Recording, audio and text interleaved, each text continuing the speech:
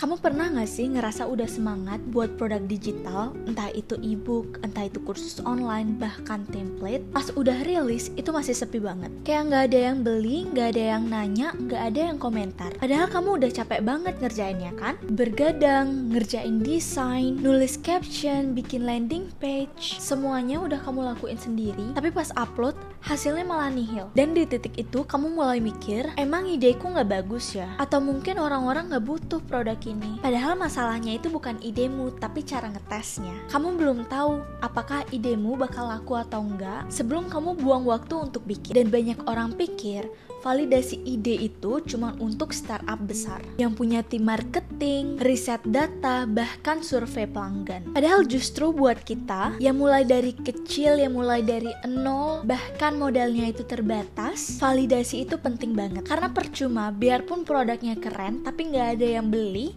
sama aja bohong. Dan tenang, hari ini aku bukan kasih teori yang ribet banget. Aku mau ajak kamu kayak ngobrol santai, kayak kita temen yang saling sharing, tapi tentang hal penting, yaitu gimana caranya produk digital kamu ini tahu bakalan laku di pasar atau enggak. Kalau kamu viewers baru, hai, perkenalkan nama aku Diah Iswari. Di channel ini aku sering sharing tentang cuan online, bisnis digital, dan juga mindset. Kalau kamu suka sama channel ini, jangan lupa untuk subscribe dan juga komen kalau kamu punya pertanyaan dan juga saran untuk aku dan juga channel aku. Sebelum kita masuk ke pembahasan, aku udah siapin hadiah gratis untuk kamu. Linknya ada di description box, kamu bisa klik kapan aja. Di dalamnya itu ada video yang kamu bisa ambil insight-nya, dan juga setelah kamu menonton video, kamu bisa lanjut mengisi kuis, karena di sana bisa ngebantu kamu untuk nentuin bisnis yang cocok untuk kamu sesuai dengan waktu, skill, dan juga modal yang kamu punya sekarang. Setelah itu kamu bisa lanjut untuk masuk ke grup WhatsApp eksklusif di mana ada aku dan juga komunitas aku. Di sana kamu bisa sharing, ngebahas soal tantangan yang kamu lagi hadapi, dan juga belajar bareng dengan orang-orang yang lagi berjuang. Kita tunggu kamu di sana ya. Oke, tanpa berlama-lama lagi, let's go to the video. Oke, sekarang kita masuk ke bagian paling penting. Gimana caranya tahu bahwa ide kamu ini bakalan laku sebelum kamu ngebuang waktu kamu, tenaga kamu, dan juga pikiran kamu untuk bikinnya. Tapi sebelum masuk ke langkah-langkahnya, aku mau ngingetin satu hal dulu. Bisnis digital itu bukan soal siapa yang paling keren, tapi soal siapa yang bisa ngebantu mecahin masalah orang lain. Dan cara cepat tahu bahwa produk kamu ini bakal laku di pasaran adalah dengan ngerti ini dulu. Siapa yang punya masalah ini, dan seberapa besar mereka bakal bayar untuk nyelesain masalah itu. Kita nggak akan bahas teori yang ribet, aku bakal tunjukin cara yang real, bahkan kamu bisa mulai hari ini juga. Kita bakal bahas 3 hal utama. Yang pertama, gimana caranya riset pasar supaya kita tahu apa yang dibutuhin orang. 2, cara melihat kompetitor supaya kamu bisa tahu kamu bisa masuk dari sisi yang mana. Dan yang ketiga, validasi ide, alias kamu ngetes dulu sebelum kamu bikin. Dan enaknya semua ini kamu bisa lakuin tanpa ngeluarin uang sepeser pun. Sekarang kita masuk ke bagian pertama, yaitu cara riset pasar, yang sederhana tapi manjur banget. Kedengarannya mungkin ini adalah hal yang ribet, tapi ini adalah langkah yang paling penting sebelum kamu bikin produk digital apapun. Jujur deh, banyak banget orang yang gagal bukan karena produknya jelek, tapi mereka bikin produk yang gak ada yang minta. Mereka cuma nebak-nebak nih, oh kayaknya orang bakalan suka deh kalau aku buat ini, padahal mah belum tentu. Nah, riset pasar ini tujuannya biar kamu berhenti nebak-nebak dan tahu sebenarnya orang ini lagi butuh apa sih, masalah mereka itu apa, dan gimana caranya kamu bantu mereka lewat produk digital kamu. Langkah yang pertama adalah temukan masalah yang sering dikeluhkan. Coba buka mata dan juga telinga kamu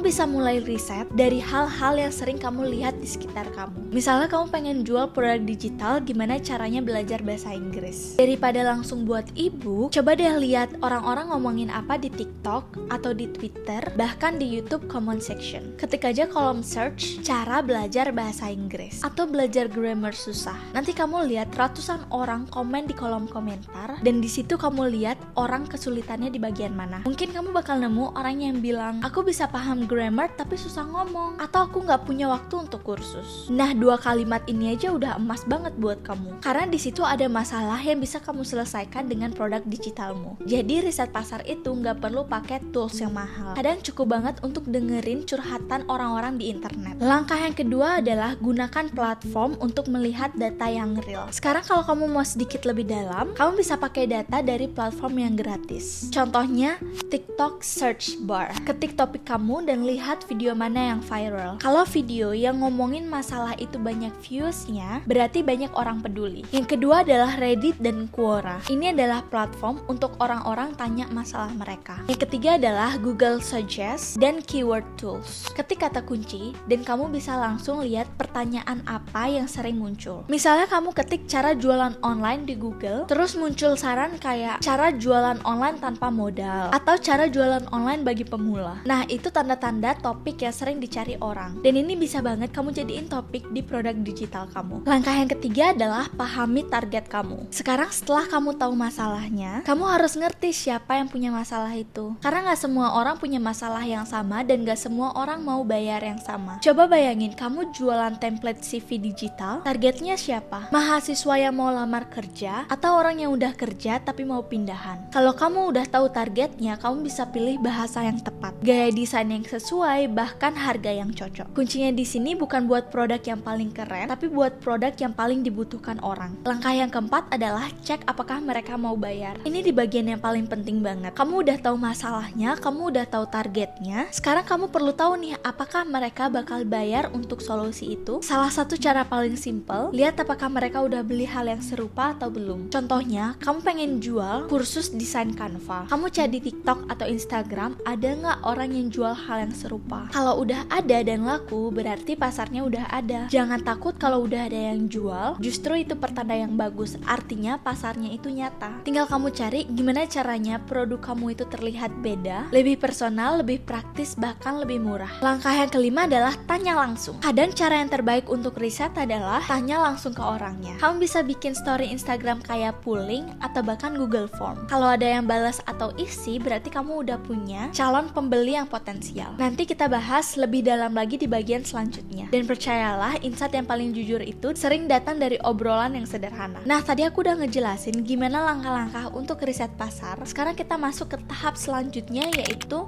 cara cek kompetitor. Ini itu bukan kayak nyontek ya, tapi untuk melihat pola. Banyak orang yang salah paham, begitu tahu ada yang jual hal yang sama, mereka langsung ciut nih nyalinya. Wah, udah ada yang jual, aku telat nih. Padahal justru kalau ada kompetitor, itu artinya sinyal yang bagus. Artinya pasar tersebut terbukti kalau udah ada pembeli. Langkah yang pertama, lihat siapa yang udah berhasil. Coba cari di TikTok, Instagram, YouTube, atau marketplace seperti Etsy. Lihat siapa yang udah jual produk sejenis. Kamu harus perhatikan 3 hal ini. Yang pertama, gimana mereka ngomongin produknya, tone, gaya, bahkan bahasa yang mereka pakai. Yang kedua, gimana respon audiensnya, banyak komentar atau banyak nanya. Dan yang ketiga adalah gimana mereka kemas produknya, mulai dari judul, desain, harga, bahkan bonus. Kamu gak perlu nyontek, kamu cukup untuk pelajari polanya. Kalau kamu ngerti alasan dibalik pembeli itu, kamu bisa buat versi yang lebih nyambung dengan audiensmu. Langkah yang kedua adalah analisis review. Cara paling gampang tahu apa yang kurang dari kompetitor adalah baca review. Lihat orang-orang ngomong apa di komentar,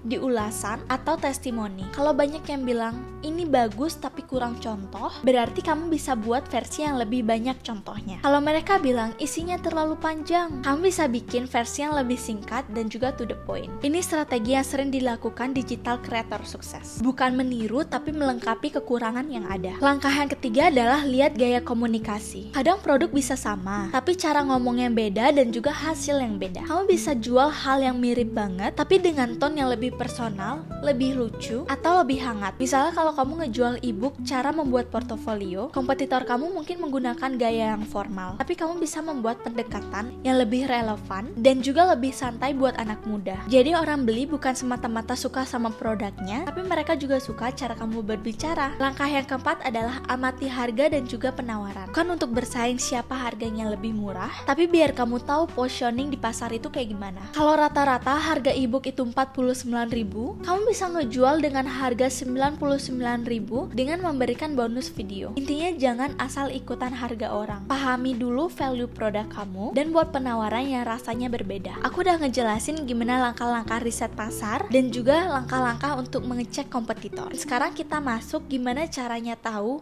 apakah produk kamu bakalan laku bahkan sebelum dirilis. Bagian ini sering banget dilewatin orang-orang, padahal ini adalah bagian yang paling penting. Karena ini bisa nentuin apakah produk kamu bakal sukses atau enggak. Namanya validasi ide. Atau gampangnya ngetes dulu sebelum bikin yang beneran. Jadi kamu bukan asal bikin aja, tapi kamu udah tahu bahwa orang-orang bakal butuh produk ini. Kenapa harus validasi dulu? Kamu tahu nggak? Udah banyak orang yang buat produk bukan karena produknya jelek, tapi mereka buat padahal nggak ada orang yang minta. Mereka udah kerja keras tapi nggak ada yang beli karena mereka belum mendengar suara pasar. Dan di dunia digital itu bahaya banget. Karena bikin produk digital itu butuh waktu dan juga tenaga loh. Jadi validasi ide itu kayak filter biar kamu tahu juga ide mana yang punya potensi dan yang mana sebaiknya kamu simpen dulu. Sekarang pertanyaannya, gimana caranya ngetes ide tanpa bikin produk? Gampang, kamu cukup buat tes minat aja. Tes minat ini bisa dalam bentuk postingan sosial media, form pendaftaran palsu, atau landing page seolah-olah kamu udah siap. Contohnya nih, kamu punya ide tentang cara jualan konten di TikTok untuk pemula, daripada langsung nulis 50 halaman, coba bikin postingan di TikTok atau Instagram kayak gini. Kalau aku bikin ebook tentang cara jualan di TikTok untuk pemula, bakalan laku atau enggak ya? Kalimat sederhana itu bisa menjadi validasi awal. Kalau banyak yang respon, banyak yang nge-DM, bahkan banyak yang nanya, itu tandanya ide kamu kena. Kalau nggak ada yang respon juga nggak apa-apa. Artinya pasar kamu belum cukup peduli. Dan itu juga jawaban. Sekarang kalau kamu udah naik level sedikit, kamu bisa buat landing page sederhana. Kamu bisa buat di platform gratis seperti Notion atau bahkan Canva website. Isi dengan hal-hal yang sederhana aja. Judul produk kamu, penjelasan singkat dan manfaatnya, tombol daftar sekarang, atau join waiting list. Kamu nggak perlu bikin produknya dulu, kamu cuma lihat nih berapa orang yang klik tombol itu. Kalau kamu udah dapat 50-100 orang yang klik, artinya itu adalah validasi kuat bahwa ide kamu itu menarik. Tapi kalau sepi, jangan langsung sedih ya. Kamu hanya perlu ubah pendekatan, mungkin judulnya kurang ngena. Selain posting dan landing page, cara validasi yang paling jujur adalah ngomong langsung sama orang. Ini serius, kamu bisa langsung DM beberapa niche kamu. Misalnya kamu mau jualan template desain. Aku lagi pengen buat template buat desainer pemula. Menurut kamu hal yang paling susah waktu mulai desain itu apa sih? Dari situ kamu bisa mendapatkan insight yang real banget. Nah, setelah kamu tes ide lewat postingan, landing page, bahkan juga obrolan, sekarang waktunya kamu ukur hasilnya. Tujuannya bukan mendapatkan angka yang tinggi, tapi mendapatkan arah yang jelas. Nah, sekarang kamu udah mendapatkan semua pondasi penting. Kamu udah tahu gimana caranya riset pasar, kamu udah tahu cara lihat kompetitor, dan kamu udah tahu bagaimana cara validasi ide kamu. Ingat, semua bisnis besar dimulai dari tes kecil yang dilakukan dengan niat besar. Jadi mulai sekarang kamu jangan takut gagal. Takutlah karena kamu gak pernah ngetes itu sama sekali. Kalau kamu pengen diskusi lebih dalam lagi tentang ide kamu bisa langsung join ke komunitas aku, linknya ada di description box. Itu gratis, kita belajar bareng-bareng bersama. Dan kalau kamu suka sama video ini, jangan lupa untuk subscribe dan juga komen kalau kamu punya pertanyaan dan juga saran untuk aku. Terima kasih sudah menonton sampai akhir. See you next video guys. Bye bye.